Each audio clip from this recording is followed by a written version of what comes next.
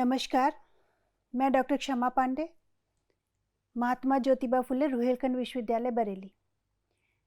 आज के अध्ययन का प्रकरण है पठन कौशल। इस पाठ के सीखने के अपेक्षित उद्देश्य होंगे शुद्ध स्पष्ट भाषा में उचित लय एवं गति के साथ विद्यार्थी संभाषण कर सकेंगे, पठन प्रक्रिया के आधारभूत तत्वों का बोध कर सकेंगे, शब्द संपदा में वृद्धि करते हुए मानक भाषा में सहजतापूर्वक अपनी बात व्यक्त कर सकेंगे, अर्थान्वितियों के अनुसार शब्द समूहों का एक साथ पठन कर सकेंगे, पठन के साथ अर्थ ग्रहण की क्षमता विकसित कर सकेंगे। पठन या वाचन, इस पाठ का जो आरंभ है वो करते हैं जी.एस. कृष्णप्पा के शब्दों से। साक्षरता की बड़ी समस्या लोगों को केवल यह सिखाना नहीं है कि कैसे पढ़ें, बल्कि यह सिखाना है कि वे पढ़ें, पढ़ने के लिए लालायित रहें, उनमें पढ़ने के लिए अनुराग उत्पन्न हो और उन्हें पढ़ने में आनंद की अनुभूति हो। साक्षर को पाठक बनाना आवश्यक है। अब बात करेंगे पठन या वाचन क्या होता है। इन्हीं के शब्दों को विस्तार देते हुए स्पष्ट होता है कि केवल अक्षर ज्ञान पढ़ना नहीं है। पठन क्या है? एक कला है, एक आदत है, एक व्यसन है और इसके प्रति प्रेम उत्पन्न हो जाने से व्यक्ति आजीवन पठन पाठन के लिए व्यग्र बना रहता है। यदि पढ़ने के प्रति अनुराग नहीं होगा तो बालक केवल साक्षर मात्र बनकर रह जाएगा। अतः भाषा शिक्षण का उद्देश्य केवल अक्षर ज्ञान नहीं बल्कि पढ़ने के प्रति अनुराग उत्पन्न करना होना चाहिए। पठन के प्रत्यय को स्पष्ट करने के बाद हम विचार करेंगे कि पठन कौशल क्या होता है। पठन कौशल के अंतर्गत अनेक क्षमताएं शामिल होती हैं। लिपि प्रतीकों की पहचान, उनका अर्थ ग्रहण तथा उसका आपसी संबंध जोड़ते हुए उसके अभिप्राय को समझना ही पठन या वाचन कौशल कहलाता है। महर्षि पतंजलि ने बिना भाव ग्रहण किए हुए समझने वाले की तुलना उस बोझा ढोने वाले गधे से की है जिसे पीठ पर लदे हुए बोझ का तो अनुभव होता है, लेकिन उस वस्तु का ज्ञान नहीं होता जो उसके पीठ के ऊपर रखी गई है। तो इसी प्रकार से अगर हमें पठन का बोध नहीं होगा, उसका ज्ञान नहीं होगा, तो हमारी स्थिति इसी के समान होगी जैसी की तुलना महर्षि ने करी। पठन एक संश्लिष्ट मानसिक प्रक्रिया है। लिपि चिन्हों की पहचान करना, उनका उचित अर्थ ग्रहण करना और भावबोध करना, यही पढ़ना होता है। इसी को हम वाचन या पठन कहते हैं। जब प्रारंभिक अवस्था की बात करें तो प्रारंभिक अवस्था में जो पठन होता है वो केवल लिपि का ध्वनि में परिवर्तन होता है, अर्थात शब्दों का उच्चारण करना आवश्यक होता है। इसलिए प्रारंभिक अवस्था में पठन कौशल हेतु सस्वर पठन का विशेष महत्व होता है एवं पठन के यांत्रिक पक्ष पर विशेष बल दिया जाता है।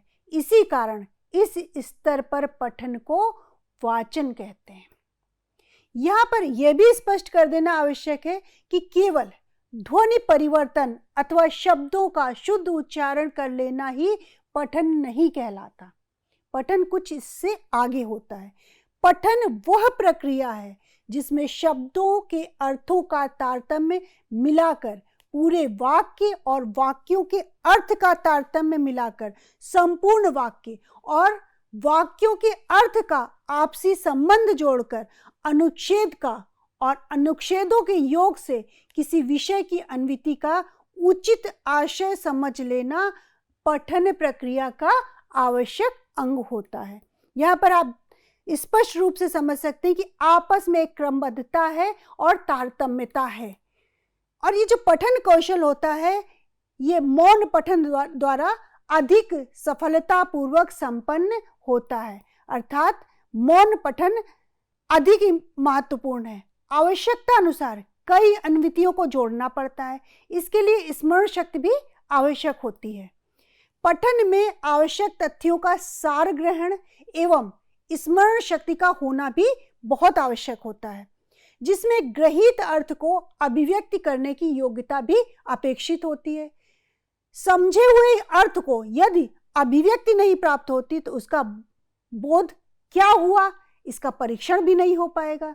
इसलिए पठन में हमें सार ग्रहण करना है, साथ ही हमारी स्मृति में भी वो संरक्षित होना चाहिए और जो हमने अर्थ को ग्रहण किया उसको अभिव्यक्त करने की भी क्षमता होनी चाहिए, तभी जो ग्राह्य अर्थ है उसका हम परीक्षण कर पाएंगे पठन कौशल के अंतर्गत।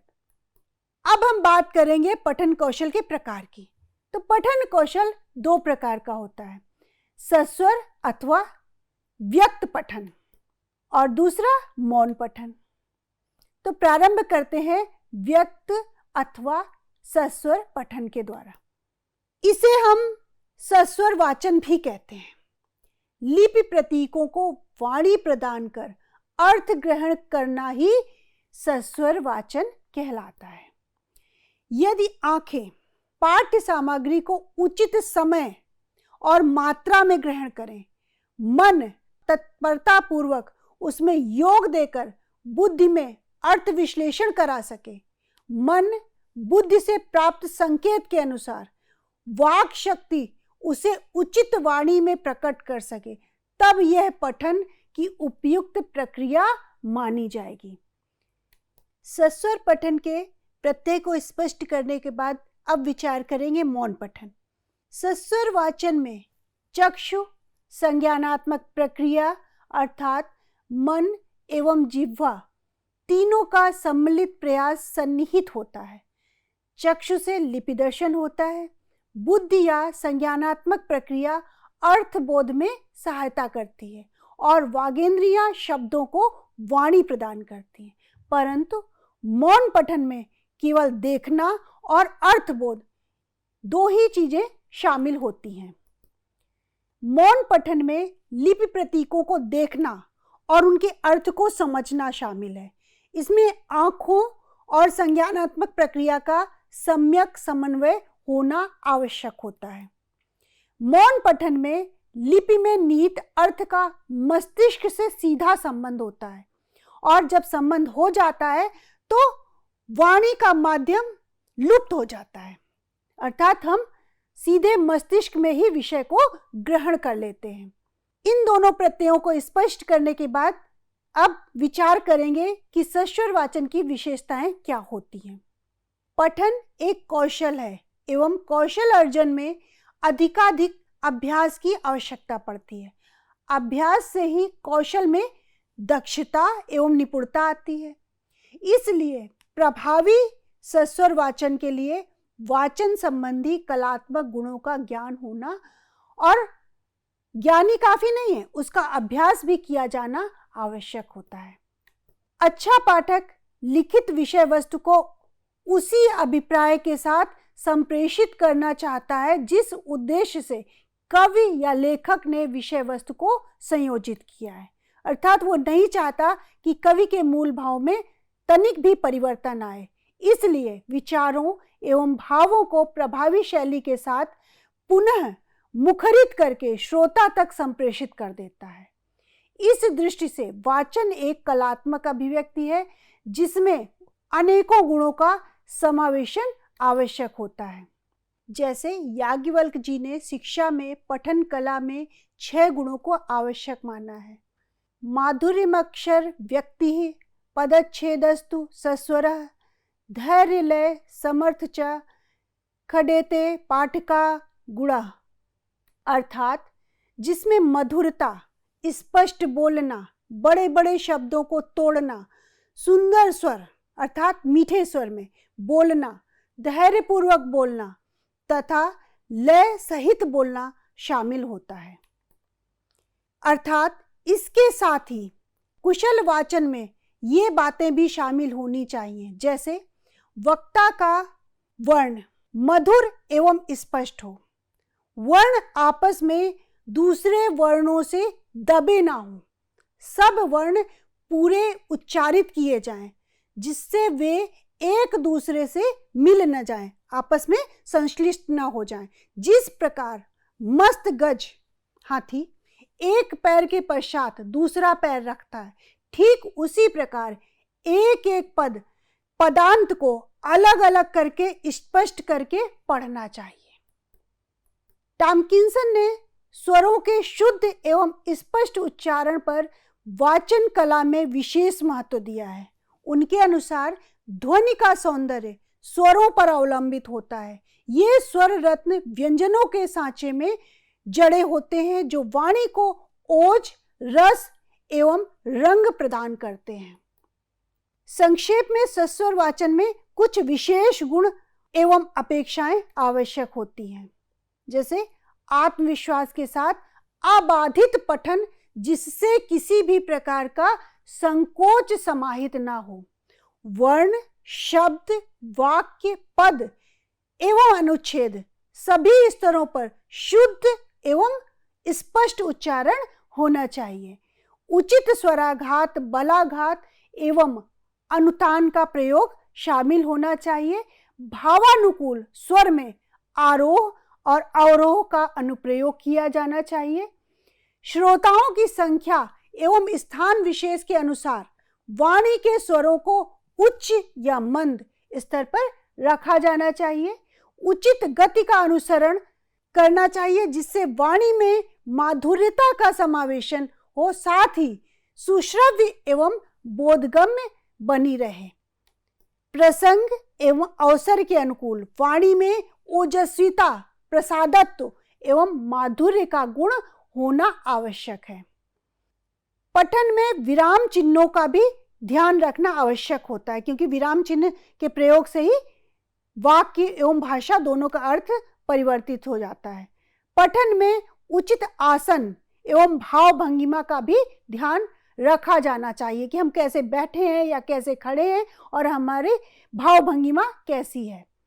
भावाभिव्यक्ति की स्पष्टता की दृष्टि से शब्दों में उचित बलाघात भी आवश्यक होता है। अच्छे पठन में अर्थान्वितियों की दृष्टि से उचित शब्द समूहों का चयन भी समाहित होता है। विशेषताओं के बाद हम सस्वर वाचन के कितने रूप होते हैं इस पर चर्चा करेंगे।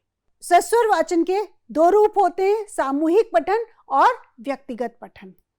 आरंभ करते हैं सामूहिक पठन से। प्रारंभिक कक्षाओं में समवेत स्वर में 5 या 10 विद्यार्थियों का समूह बनाकर बारी बारी से अर्थात एक एक करके सभी विद्यार्थियों को पढ़ने का अवसर देने से इन विद्यार्थियों का संकोच दूर होता है और उनमें आत्मविश्वास संवर्धित होता है। प्रायः देखा जाता है कि जो बालक अकेले पढ़ने में संकोच करता है, यदि उसे समूह के साथ पढ़ने का अवसर दिया जाता है तो वो धीरे धीरे उसके मन की जो हिचक होती है वो समाप्त होती है और संपूर्ण समूह के साथ घुल मिल जाता है और वाचन में अपना सहयोग या सहभागिता देने लगता है। प्रारंभिक स्तर में जो उच्चारण दोष होते हैं उन्हें अभ्यास एवं प्रयत्न द्वारा दूर किए जाने का प्रयास करना चाहिए। इस संदर्भ में उपाय क्या करना चाहिए?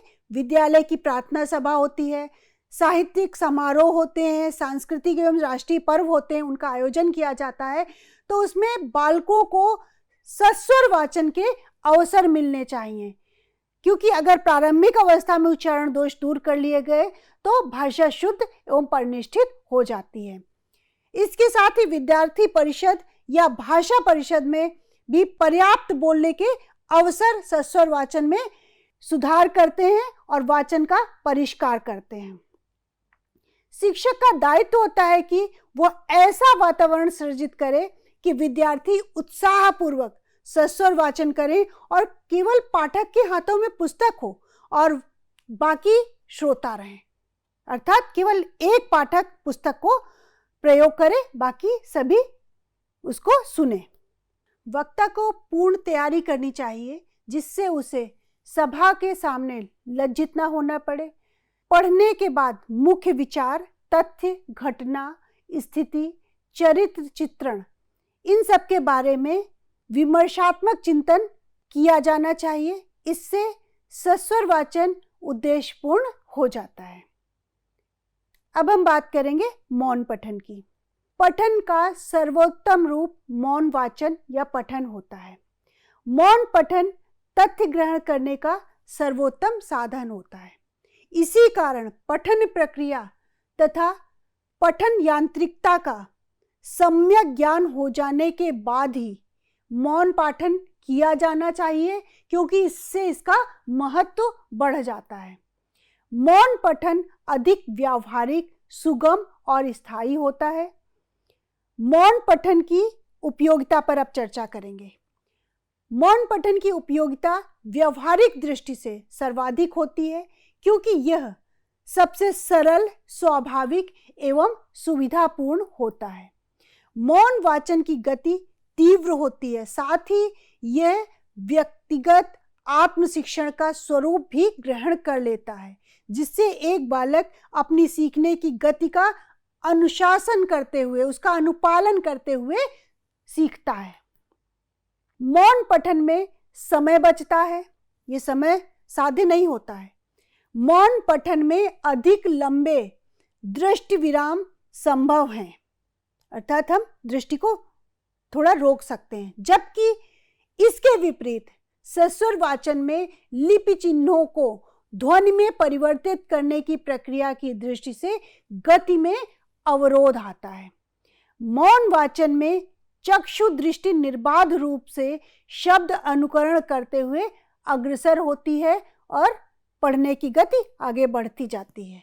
शोध एवं व्यावहारिक प्रयोग जो है वो ये दर्शाते हैं कि सस्वर वाचन में कोई व्यक्ति 1 मिनट में 160 शब्दों से अधिक नहीं पढ़ सकता। यदि पठन गति की तीव्रता इससे अधिक हो जाएगी तो पठित सामग्री का बोधग्राह्य समाप्त हो जाएगा। मौन पठन में पठन गति क्या होती है, इससे ज़्यादा होती है। ऐसा माना जाता है कि कक्षा 8 का विद्यार्थी मौन पठन द्वारा बोध ग्रहण करते हुए 240 से 250 शब्द तक पढ़ सकता है। मौन पठन श्रम एवं शक्ति दोनों की दृष्टि से उपयोगी होता है, क्योंकि इसमें दोनों की बचत होती है। और सस्वर पाठ में ध्वनि यंत्रों की सहायता ली जाती है। ध्वनि यंत्र मीन्स शारीरिक ध्वनि यंत्र, इसलिए इसमें समय एवं श्रम दोनों ही आवश्यक होते हैं।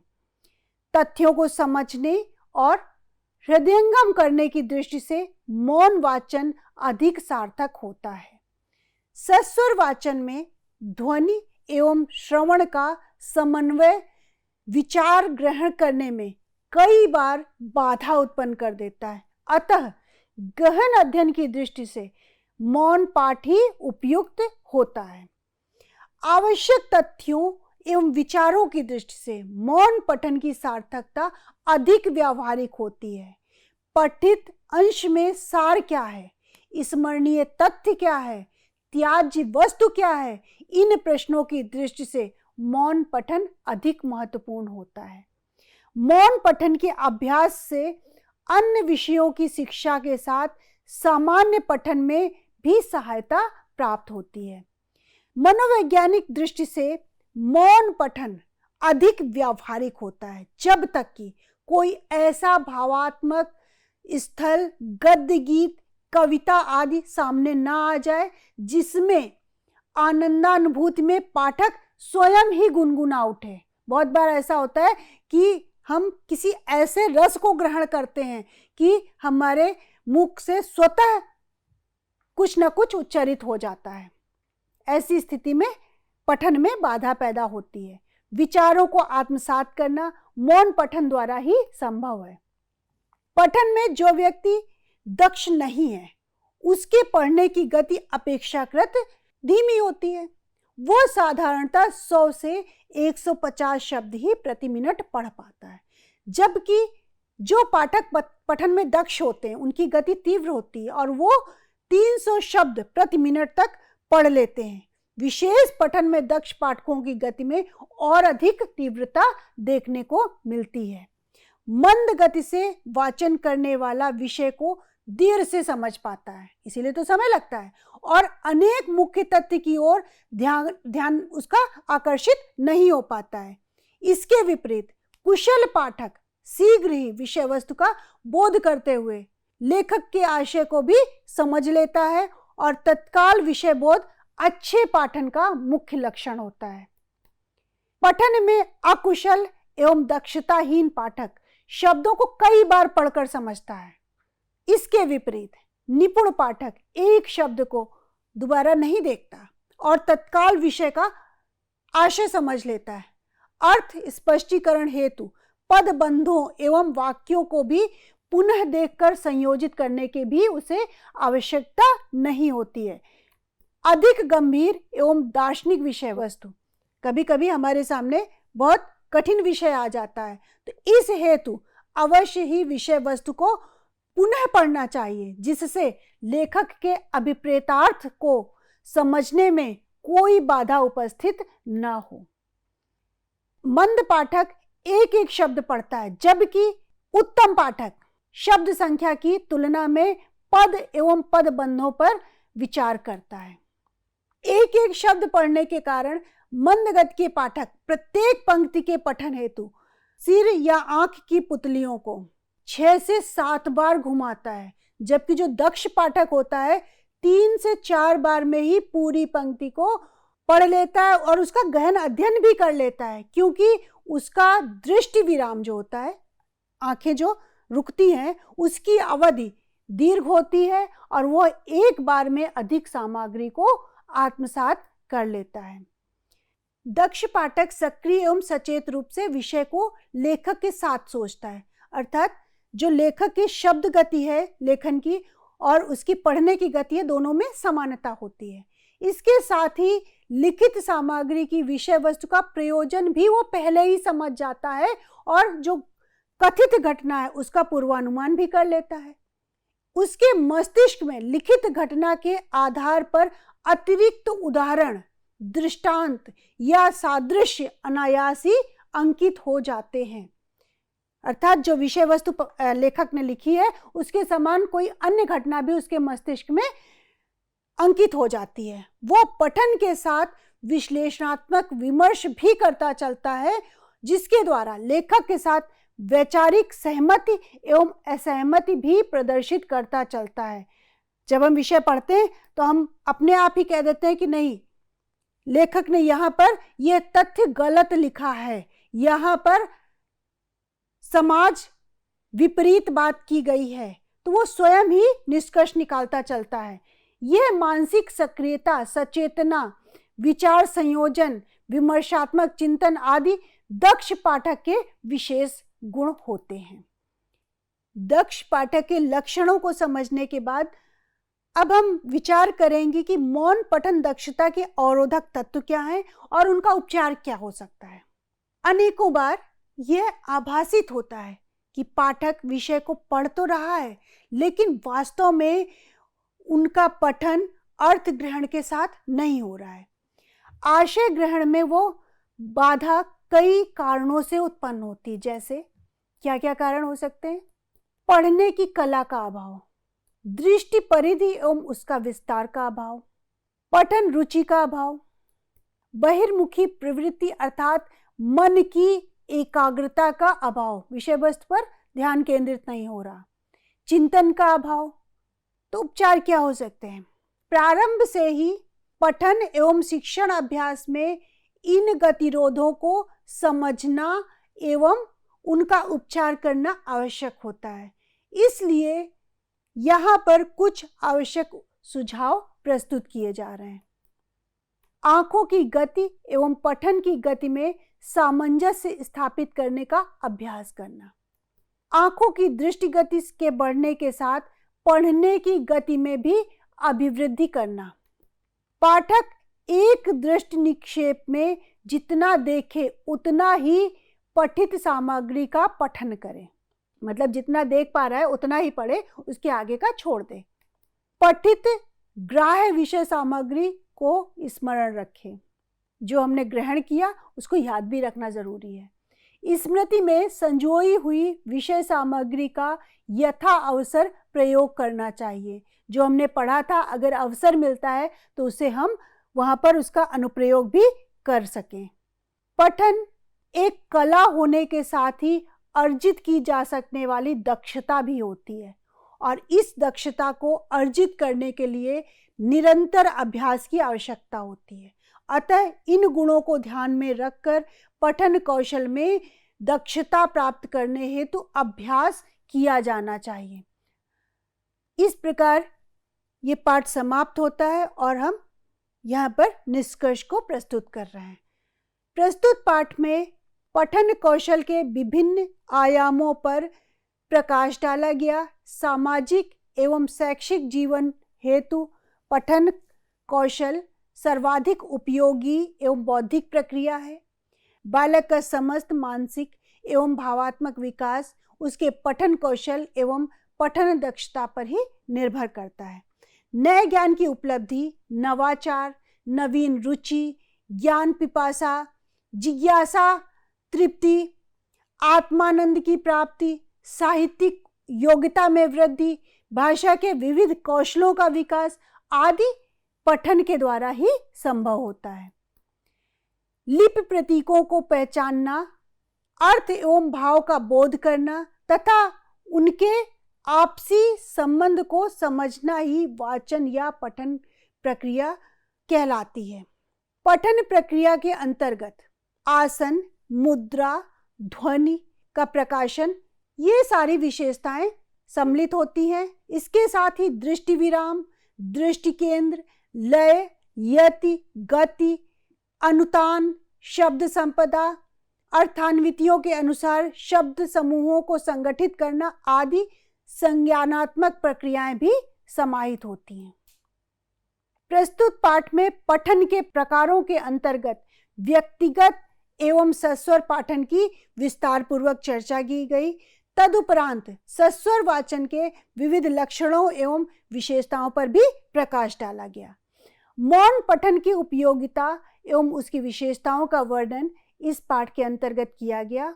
और मौन पठन की दक्षता में मुख्य बात यह है कि इसमें तीव्र गति से तत्काल अर्थबोध करते हुए पढ़ना एवं पाठ सक्रिय एवं चेतन युक्त होता है।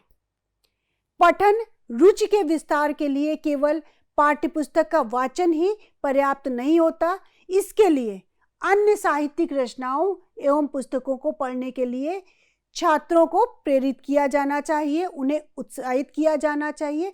यही जो पठन कौशल है उसकी सार्थकता होती है। इस प्रकार यह पाठ यही समाप्त होता है। अगले पाठ के अध्ययन का विषय होगा लेखन कौशल, जो संप्रेषण कौशल का सबसे महत्वपूर्ण स्वरूप होता है। धन्यवाद।